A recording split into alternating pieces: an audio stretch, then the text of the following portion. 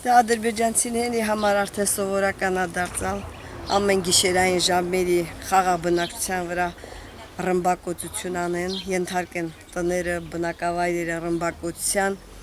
արդեն որ երրորդ գիշերն է այդ վիճակում ենք, այս գիշեր, բայց ավելի սարսափելի վիճակ է եղել։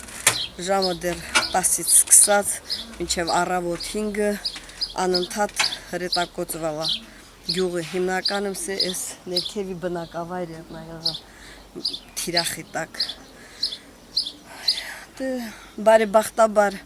տան բոլոր անդամները տանն են եղել, բայց ոչ մեկին ոչ մի բան չի պատահել, սա բարեհաջող է եղել, ճիշտ է մի քիչ տան վրա կա վնասներ, ասենք ապակինները, դուռը, այս մեկը, դրանք ոչ, դրանք հնարավոր է նորից վերականգնել, կարևորը որ երեխաները տանն լինեն, հիմա բոլորն են ողջ առողջ են, դա է կարևոր։ Աղջիկս 16 տարեկան է, դպրոցական է, տղաս էլ զինվորական է, բանակում ծառայել եկալ է, հիմա էլի կամավորների հետ գնում է բաները, պոստերը, որ ազատ են տամ նորից գալիս է տուն։ Բայց ամուսինս այդ րոպեին Ստեփանակերտից էր գալիս, հենց հասալ է դարպասի մոտ, այդ մեքենայից դեռ չի չած 100 մետր հեռավորության վրա արկը պայթել է։ Դու պատկերացրու ինչ շոկի մեջ եմ ես ընկել, որ այդ վիճակը տեսել եմ բան, բայց նորից եմ ասում փառք Աստծո բարեբախտաբար, որ ոչ մի բան չի եղել, սա բարեհաջող է եկել։ Մնացած նյութականը ոչ, դրանք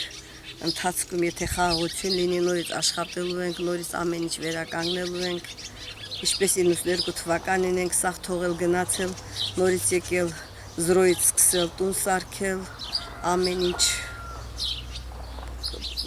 պատրաստել բան, նույն ձևի ոչ, եթե խաղաղություն լինի, էլի կշարունակենք մեր բնակավայրում կմնանք։ Միայն ու միայն Արցախ աշխարհին խաղաղություն, շատ ենք զոհեր տվել, այս հողը սաղ մեր զինվորների արյամբ է շաղախված, պատերազմ չլինի, մեղք է մեր տղաները, մեր երեխաները, խաղաղ երկինք լինի, որպեսզի կյանքը նորից ինչպես եղել է իր անունով շարունակվի, ուրիշ ոչ մի բան մեզ պետք չի, մենակ այդ։